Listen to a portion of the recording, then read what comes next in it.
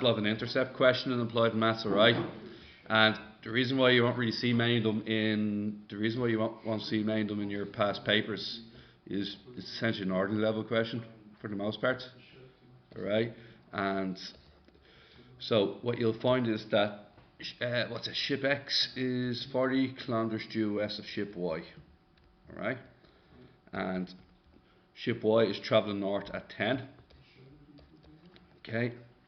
The captain of X wishes to intercept ship Y. Now the deal is that X is faster than Y. It's catching up no matter what. Okay. So that's how this question differs from the question we did the other day. Right. It's getting there no matter what. So you can choose. There's sort of two ways to go at it. You can choose which one you want to hold stationary. We'll hold Y stationary, right? But this question is actually, you can actually do this using a bit of vectors as well, because you know that if you match it going 10 up every time, for every 10 Y goes up, if you go up 10 as well, you're definitely intercepting each other, aren't you? Because it's due west at this point in time. So if I was to do, phi xy equals phi x minus phi y, and then I'd say phi x equals phi xy plus phi y. If I was to write down all the information there, you'll find that I'll easily have 4 pieces out of 6 every time. Alright, so what's this? Phi xy, phi y, as it turns out. Okay, magnitude and direction. Now, the deal is that X has to move due east relative to Y. If I pin Y stationary, X has to come relative to Y, will just come right across and hit it.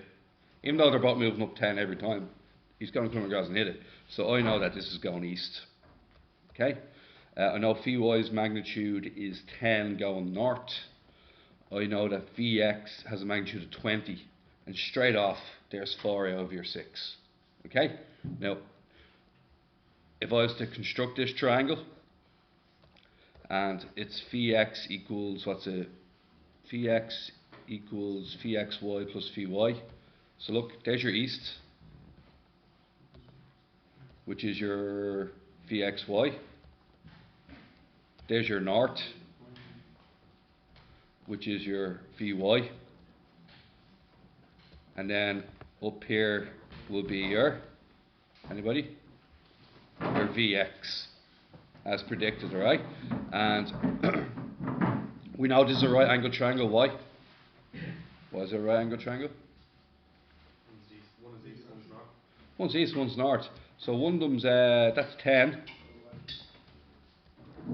And that's 20.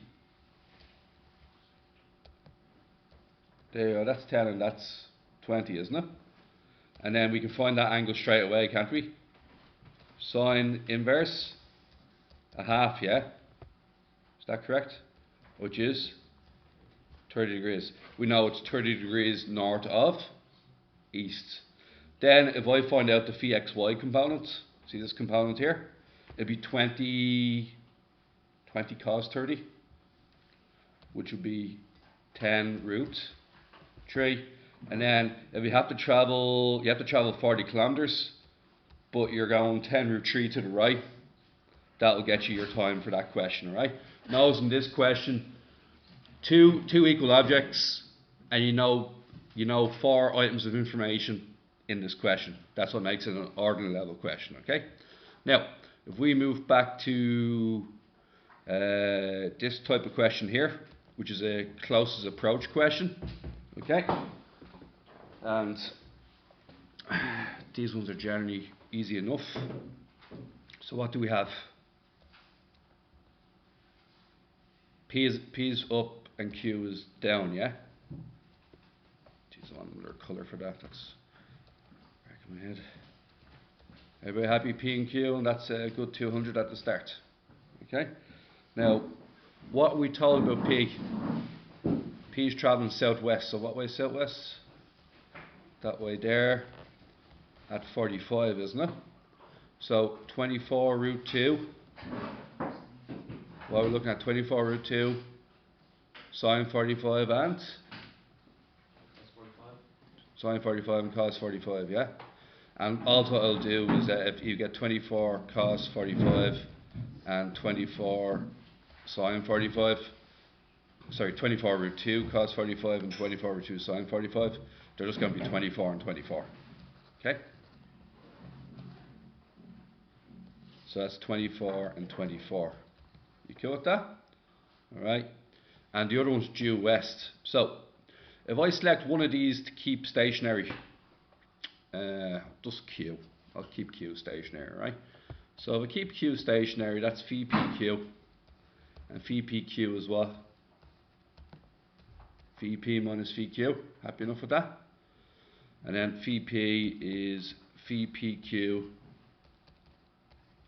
plus phi Q. Cool with that? Alright. You can put on the lights for yourself if you want. I can just knock it off just over the board. Yeah, perfect. Okay. Now, once again, I'll just go for a magnitude direction here. Okay. I'm expecting 4 pieces of information for a standard question. And if we have 3 pieces of information, as we've learned recently, there's some tough decisions to be made, alright? So, what do we have? P is travelling 24 root 2. Where's it going? Travelling southwest. Not from the southwest, it's actually travelling southwest. Double check that. Okay, phi Q. 17. West. We have 4 pieces of information, and we essentially know nothing about phi Q, do we? Well, currently we know nothing about it. But I'm pretty sure we can find... Oh. Can anybody tell me something I did wrong? I actually chose phi PQ instead of phi. You can do it either way, but they specifically want me to do phi Q P. So that's my bad. I'll just change around the letters, lads. Sorry about that. Phi, what's it? This shouldn't be a part B. It's so easy. Happy enough with that? Alright. And oddly enough, we already know phi P and phi Q and phi P, don't we? So what's which one's that? What's phi P? Minus 24I. And anything else? Minus 24J. What's phi Q? Minus 17I. Yeah. Disappointing, really. You take it. You would definitely take this if you were offered it. Okay, then what do we get here? 7I and plus 24J. Now, which one's stationary if we're doing phi QP? P. P is stationary. What direction am I going in there? 7 plus 24. 7 across, 24 up. Closest approach is D. How do you get the magnitude and direction? Yeah, exactly. So, 7 across, 24 up. 25 will be the hypotenuse, yeah? Tan, do you know what, I'll just call it cos x 7 over 25, and sin x is, what is it? 24 over 25. Does it want the magnitude and direction? Yeah. Yep, yes it does. So, will somebody just sin inverse that, or cos inverse that? Sin inverse 24 over 25. 73.74 degrees. So east, 73.74 degrees north. At a speed of 25 kilometers per hour. Is that cool, you guys? Now, I don't even need that. Now, what else does it want from me? They can exchange signals within 119 kilometers of each other. If the ship can exchange signals for T hours, find T. No bother.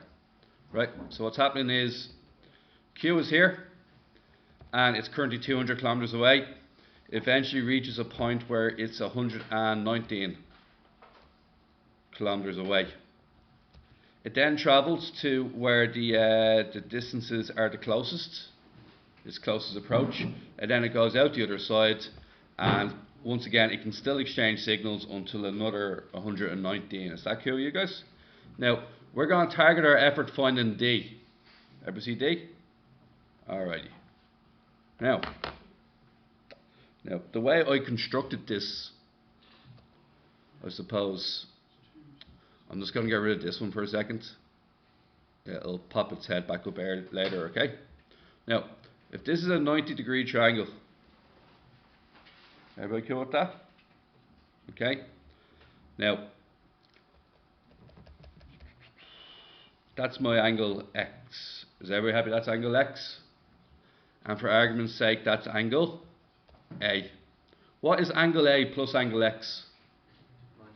90 degrees. What does that mean about this angle up here? Has to be angle X as well, doesn't it? Because within the triangle A plus X is 90. Is that okay? Now, if I call that X, happy days.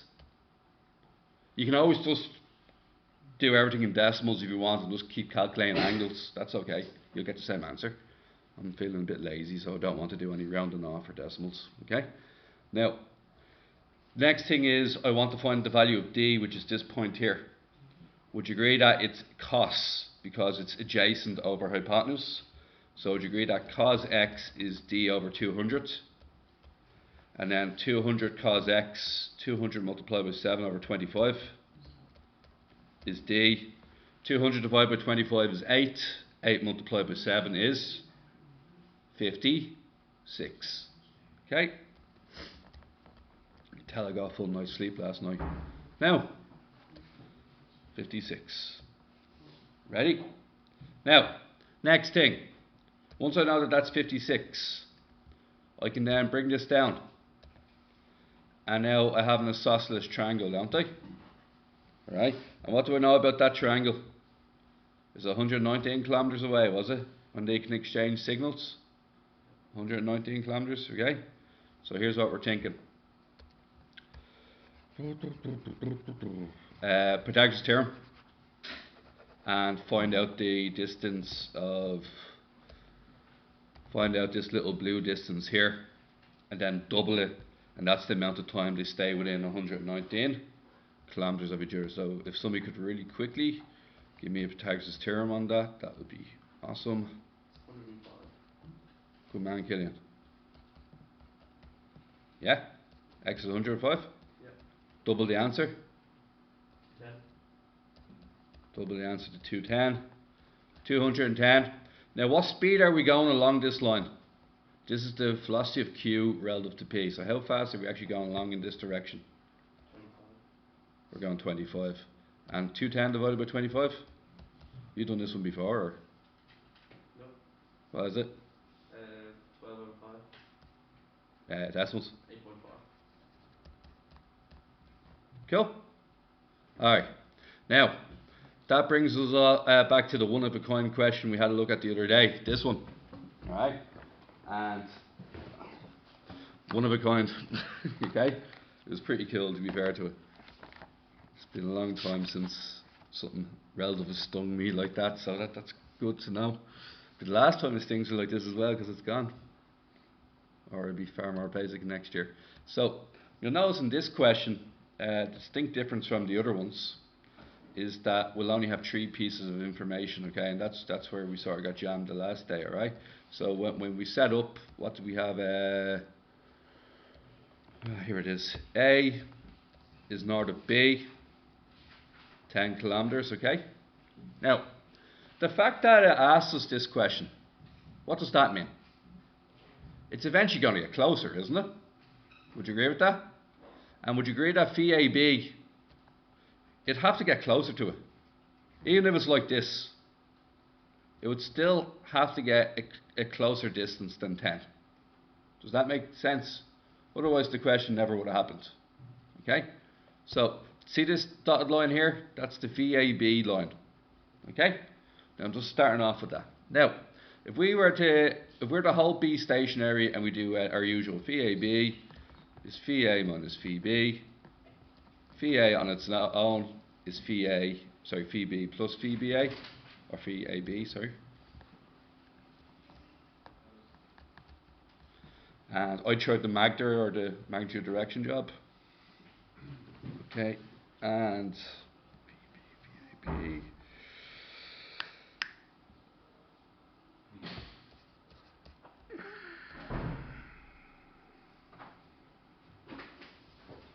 phi A is 12, isn't it? Phi B 15 southeast. Goosed. Nothing else there for me. Okay? Can't find anything 90, very hard to picture, alright? So what we were very close to last day. You got it, to be fair to him, before I left.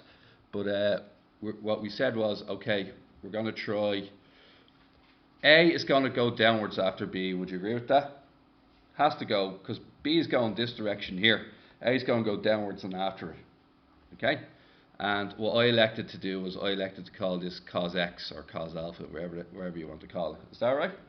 Now what speed is A going again? Its actual speed? 12, you cool with that? So that's 12, what's it? 12 cos X and 12 sin X. What does that make the velocity of A? 12 sin X I, and then what else? Minus 12 cos X J. We cool with that? Now, okay. So, what we want to do is we want to determine the course of phi AB. Now, see this angle here? See angle Y? The smaller that is, the better. Why? Any ideas? What's the reason? If I make this really, really small, the closest approach will also be really, really small. This line I'm messing with here, I'll do it in a different colour. This line here is phi AB. What I'm saying is that if the velocity of A relative to B was a really small angle, it would pass by B really tightly. If it's a really big angle, that closest approach, D value gets bigger as well. Does that make sense? Now, what we're going to do next is we're going to find out what phi AB is in vector form. Okay? And we haven't figured out what B is doing yet. Okay? So B is going down 15 at an angle of 45. And that would be 15 over root 2 and 15 over root 2. Phi B therefore is 15 over root 2 I minus 15 over root 2 J. Is that okay with you guys? Now, we're going to do phi AB now. Phi AB is phi A minus phi B. And what you're going to notice here is the following. You're going to get 12 sin X minus 15 over root 2 I. And then you're going to get 15 over root 2 minus 12 cos X J. Now here's the deal. See this vector Y? See this angle Y? See the line phi AB? Just going to replicate that now over here. There's phi AB. There's your angle Y. Now, what are my two components there? This part here is, that's your I component because it's going to the right, and your downward component. And what did we say earlier? We want tan Y to be a minimum. We want to be as small as possible to make this angle as tight as possible, okay? So what we're going to say is that tan Y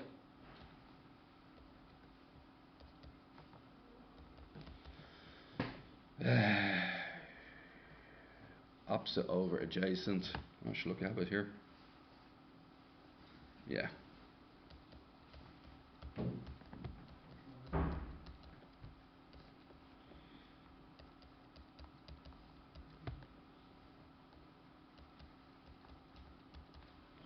Cool. Alright. That's U and that's V. You cool with that? U and V. We're going to differentiate this for a minimum, okay? So you might just write in tan Y needs to be A. So you just a little note on what you're doing, okay? So what's du dx? Anybody? 12 cos x, the v dx. Cos turns into minus sine, so it's going to be. Okay, differentiate.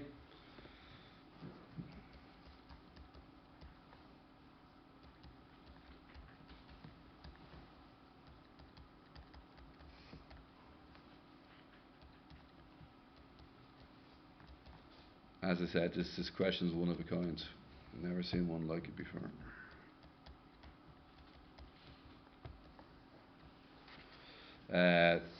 Phi squared, yeah. Now what's the good news? It's going to be equal to, anybody? It's going to equal to 0, why? Huh? It's a minimum, yeah. So it means we don't even have to worry about the bottom in a second. It's just going to cancel off. I'm sorry, running out of space here. There is oh sorry, I'll just put the 0 over here. Okay. Now let's multiply that out, and you'll get the following. You'll get 90 root 2 cos x. You'll get minus 144 cos squared x. You'll get minus 144 sine squared x, and you'll get 90 root 2 sine x equals 0. Now, what can I do to this part here, lads? Minus 144, isn't it?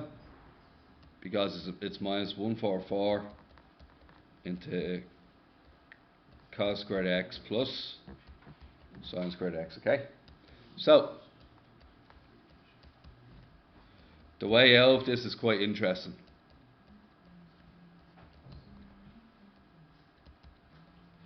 Bring the 144 over to the other side. Okay. Now, there's only one way out of this. See the way the coefficients are the same? And this only works when the coefficients are the same. See the way they're both the same? Okay. Usually, when something like this happens, it's usually like 3 cos x, I don't know, minus 5 sine x equals like 0. And then you end up with 5 sine x equals 3 cos x. And then you flip the cos x underneath, and you get tan x equals 3 over 5. But there is no equals 0 here, so there's only one way out. In fact, you've only seen this twice. I've only seen this once in here. This is how little I've ever used this, right? Square both sides, right? And square both sides is your only way. Out. Okay, and I'll explain now. I was going to square both sides, okay? Did I even do 144 squared? I just left it. I did. Oh, sorry, 144 squared, and 90 root 2 squared. Oh God, 8,100 multiplied by 2, 16,200. I hope. And then in here is going to be cos squared x plus 2 sine x cos x, yeah. Plus what else? And what's sine squared x plus cos squared x? What? 1. So I'm going to get 1 plus 2 sine x cos x. See that 16,200? It's going underneath the 144 squared. And long and behold, when I do that, I get 32 over 25. You can double check that if you want. Now, anybody know how to get the angle out of this now? What can I do with this bad boy? Sine 2x. Bring it over to 1, take it away. 7 over 25. Sine inverse, find out what 2x is. 2x, oh God, what did I do? Yeah, 2x is 16.26 degrees. X on its own is 8.13. That was a mammoth amount of effort just to get that. Okay, now you go straight back up again and see your 8.13. You're going to go all the way back up here and you're going to sub it in. Anywhere you see X, you're going to replace it with 8.13, 8.13. And you're going to find out what tan Y is. And oddly enough, I was expecting a decimal when I did this, because you know why I rounded it off to 8.13. It came out perfect as 7/1, or 7, which is really weird. Anywho, now that we know that tan Y is 7/1, what can we say about cos Y? What's the hypotenuse? 49 plus 150 square root of 50. And what can we say about cos Y and sin Y? 1 over root 50 and 7 over root. And then we go all the way up here and we go, no bother, I'm actually after sin Y, amn't I? Because it's d over 10. So sin Y equals d over 10.